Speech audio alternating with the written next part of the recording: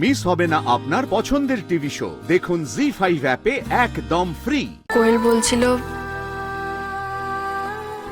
অনির্বাণ নাকি ওকে খাওয়ার জন্য জোর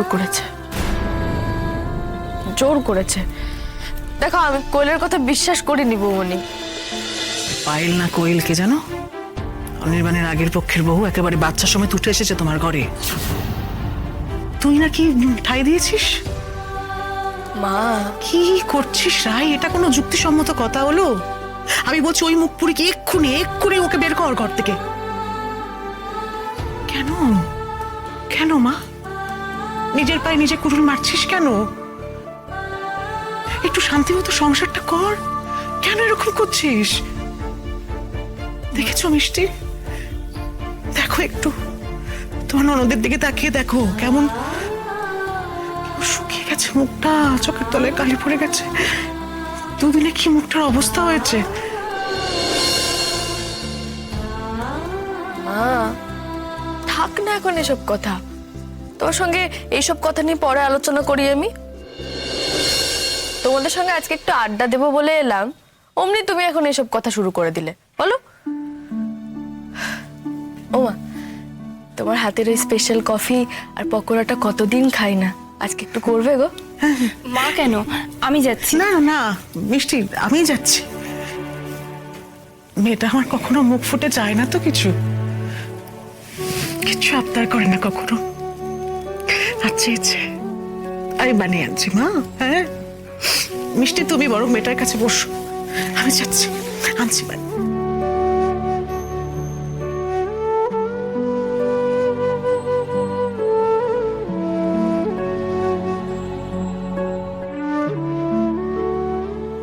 রাই, রাই, কি হয়েছে আমাকেও বলবে না?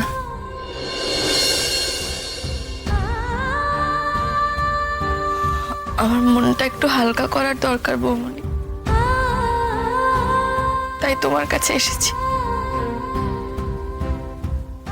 তোমার থেকে বড় বন্ধু তো আমার আর কেউ নেই, বলো? আমারও।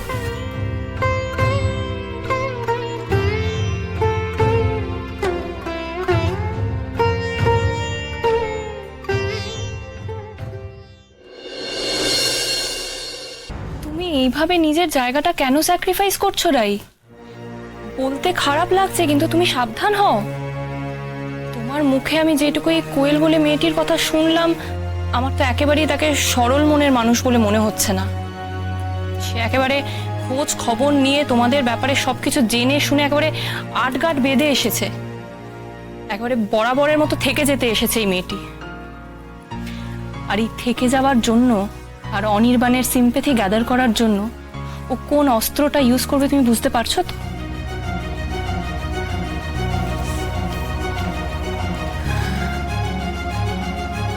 বুঝতে পারছি, কোয়েলের মেয়ে। অনির্বাণ যে বাচ্চাদের প্রতি দুর্বল সেটা কোয়েল নিশ্চয়ই জানে। কিন্তু বৌমনি, আমি তো অনির্বাণের সম্পর্কে এরকম ভাবতে পারছি না, মাথাতেও আসছে না আমার।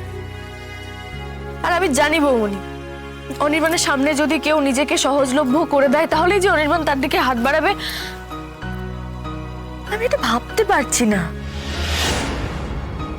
বৌমনি, শুধুমাত্র এই ভয়েতে যদি কোয়েলকে আমি বাড়িতে আশ্রয় না দিই, যে না পাছে যদি কোয়েল সিডিউস করে বা অন্য কিছু করে অনির্বাণকে আমার কাছ থেকে কেড়ে নেয়, তাহলে সব থেকে বেশি অপমানটা আমি অনির্বাণকেই করব, সব থেকে বেশি অন্যায়টা আমি ওর সঙ্গে করব। আর আমি সেটা কি করে করি বলো তো? তোমরাই তো আমাকে বলেছিলে, বলো, আমি যেন সবকিছু ভুলে অনির্বাণকে আবার বিশ্বাস করে ভরসা করে ওর কাছে ফিরে যাই। আর সে সবকিছু মনে নেই তো আমি ওর কাছে ফিরে গেছি। আমি তো আবার নতুন করে সংসার করতে চেয়েছি। তাহলে যদি আমার মনে এত সন্দেহই থাকে ওর প্রতি, তাহলে সেখানে কিসের ভরসা? ভরসাটা কোথায়? বিশ্বাস কোথায়? আচ্ছা, আমি ধরে নিলাম যে অনির্বাণ আর কোয়েল ও বাড়িতে এখন একসঙ্গে আছে। অনির্বাণ কোয়েলের সঙ্গে পুরনো সম্পর্কটা ঝালিয়ে নিচ্ছে। তাহলে আমি কি সব থেকেও অদ্ভুত একটা শূন্যতার মধ্যে থাকবো না বৌমনি? যেখানে আমি আছি, অনির্বাণ আছে, দুজনেই আছি, শুধু আমাদের দুজনের মধ্যে কোনো বিশ্বাস নেই, কোনো ভরসা নেই। সেটা কিরকম একসঙ্গে থাকা বলতো? সেটা কিরকম বসবাস?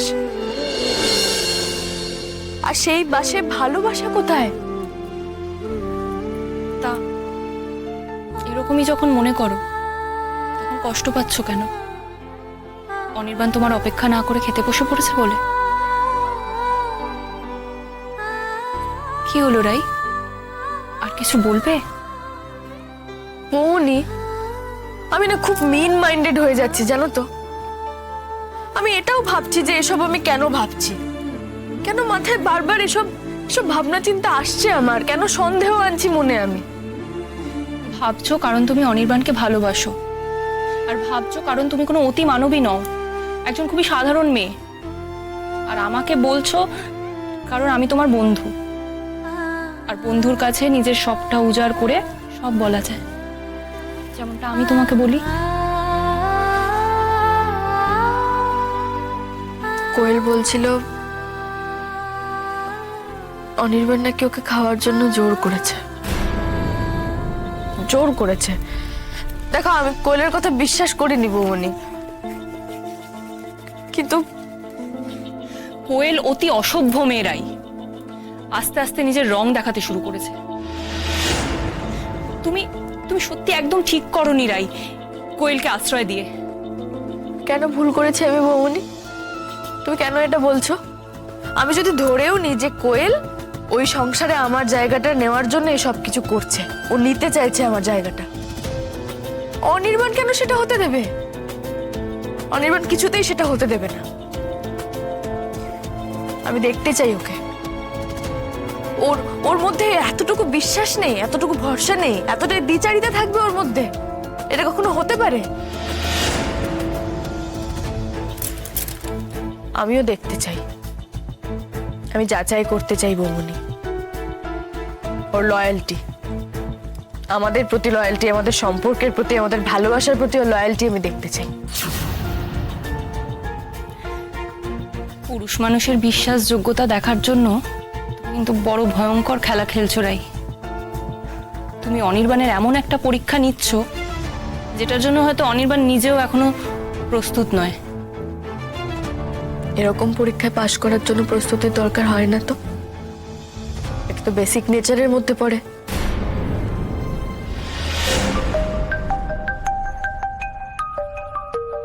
টিয়া ফোন করছে। নীলু ঠিক আছে তো?